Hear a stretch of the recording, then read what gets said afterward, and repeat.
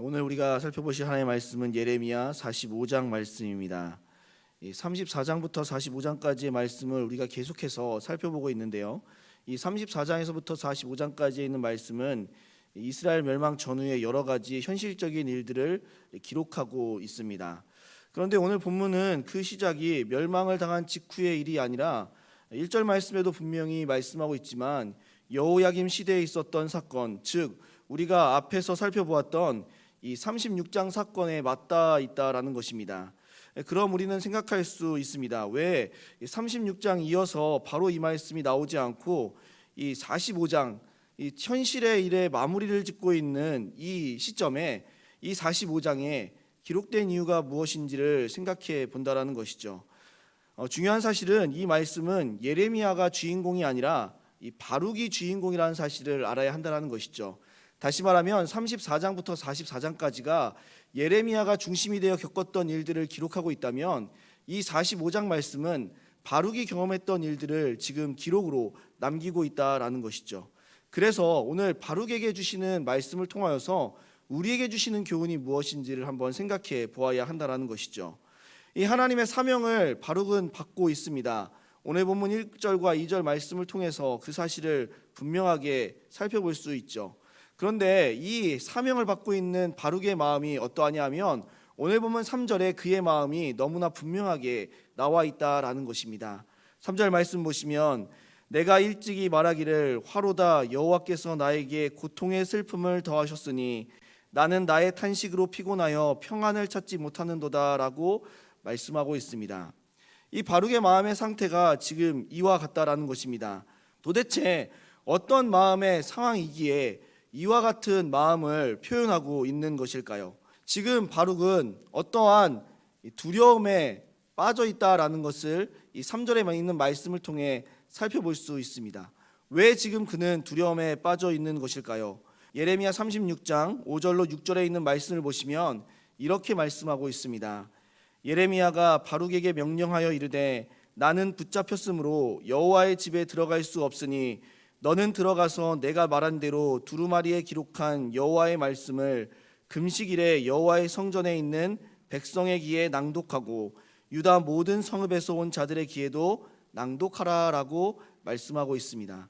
기록한다라는 사명으로는 두려움을 가질 이유가 하나도 없는데 지금 바룩이 해야 되는 일은 무엇이냐 하면 예레미야 선지자가 이 성읍에 들어갈 수 없는 그러한 상황 가운데 있기 때문에 이 기록한 말씀을 하나님의 백성들에게 선포하고 전하는 기이한 사명을 지금 해야 한다라는 그 두려움이 이 바룩에게 있다라는 것이죠.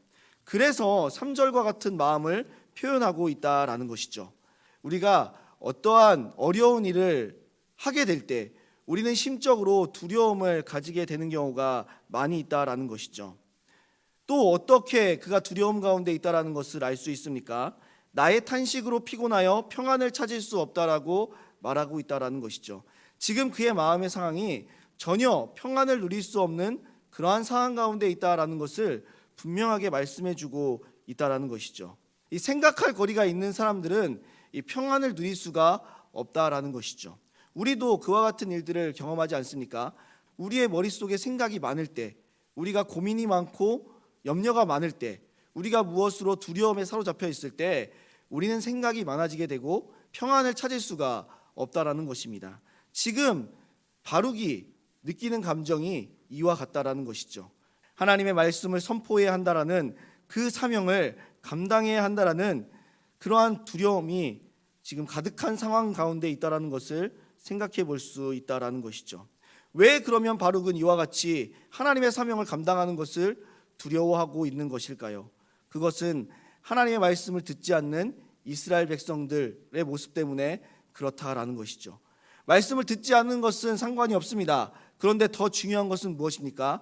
말씀을 듣지 않는 것 이상으로 자신을 공격하고 자신을 괴롭히고 자신을 핍박할까 하는 그런 두려운 마음 때문에 그렇다라는 것이죠.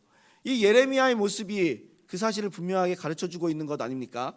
하나님의 사명을 감당하고 있는 예레미야, 하나님의 말씀을 선포하고 하나님의 말씀을 담대하게 외쳤던 예레미야는 지금 붙잡혀 있습니다.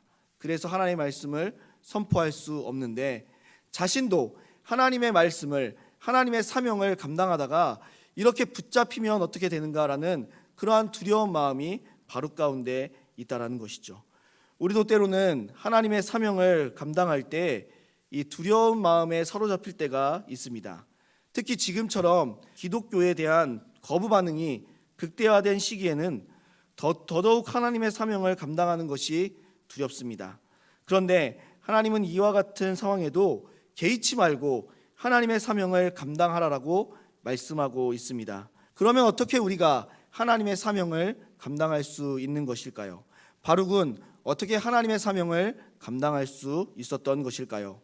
그것은 하나님께서 우리의 힘이 되어 주시고 우리를 지키시기 때문입니다.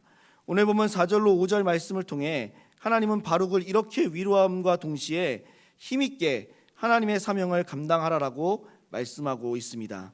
4절로 5절 말씀을 보시면 너는 그에게 이르라 여호와께서 이와 같이 말씀하시기를 보라 나는 내가 세운 것을 헐기도 하며 내가 심은 것을 뽑기도 하나니 온 땅에 그러하겠거늘 내가 너를 위하여 큰 일을 찾느냐 그것을 찾지 말라 보라 내가 모든 육체에 재난을 내리리라 그러나 내가 가는 모든 곳에서는 내가 너에게 생명을 노량물 주듯 하리라 여호와의 말씀이니라라고 말씀하고 있습니다.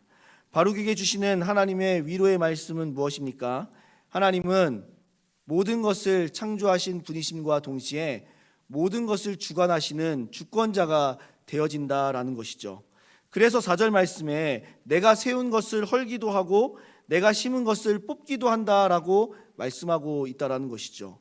누가 헐 수 있겠습니까? 누가 심은 것을 뽑을 수 있겠습니까? 오직 창조주이신 주권자이신 하나님만이 하실 수 있는 일임을 우리는 생각할 수 있어야 된다는 것이죠.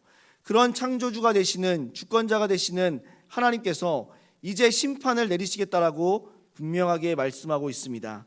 5절 말씀에 내가 너를 위하여 큰 일을 찾느냐 그것을 찾지 말라 내가 모든 육체에 재난을 내리리라라고 말씀하고 있다라는 것이죠. 창조주가 되시는 주권자가 되시는 하나님께서 모든 사람들을 심판하시고 재앙을 내리실 것이다라고 분명하게 말씀하고 있습니다. 그런데 더 위로가 되어지는 말씀은 무엇입니까? 모든 사람에게 재앙을 임하는 그 시점에 바룩을 하나님께서 보호하고 계신다라는 것을 말씀하고 있다라는 것이죠. 5절 하반절 말씀 보시면 새번역 성경에서는 이렇게 번역하고 있습니다. 이제 내가 모든 사람에게 재앙을 내릴 터인데 너만은 내가 보호하여 내가 어디로 가든지 너의 목숨만은 건져주겠다. 나 주의 말이다라고 분명하게 말씀하고 있다라는 것이죠. 재앙을 내릴 것인데 그러나 너는 걱정하지 말아라. 내가 너를 보호할 것이고 내가 너를 지킬 것이기 때문에 너는 담대하게 하나님의 사명을 감당하라라고 말씀하시는 것이 바룩에게 주시는 그리고 우리에게 주시는 하나님의 위로와 하나님의 사명의 말씀이라는 것을 생각할 수 있어야 한다는 것입니다. 사랑하는 성도님들, 하나님의 사명을 감당해야 할 우리들에게도 두렵고 떨린 마음이 분명히 있음을 기억해야 합니다. 세상의 많은 사람들은 듣지도 않을 뿐만 아니라 우리를 공격하고 우리를 손가락질하며 우리를 비난합니다. 그럼에도 불구하고 우리는 하나님의 사명을 힘있게 감당해야 한다는 것이죠. 왜 감당할 수 있는 것입니까? 하나님께서 우리를 지키시고 우리를 보호하시기에 우리는 하나님의 사명을 감당할 수 있는 것입니다. 오늘도 우리에게 주어진 하나님의 사명, 두렵고 떨림으로 감당하실 때에 하나님께서 우리를 지키시고 보호하신다는 그 확신을 가지고 힘있게 하나님의 사명을 감당하실 수 있는 우리 모든 성도님들이 되시기를 주님의 이름으로 소원합니다.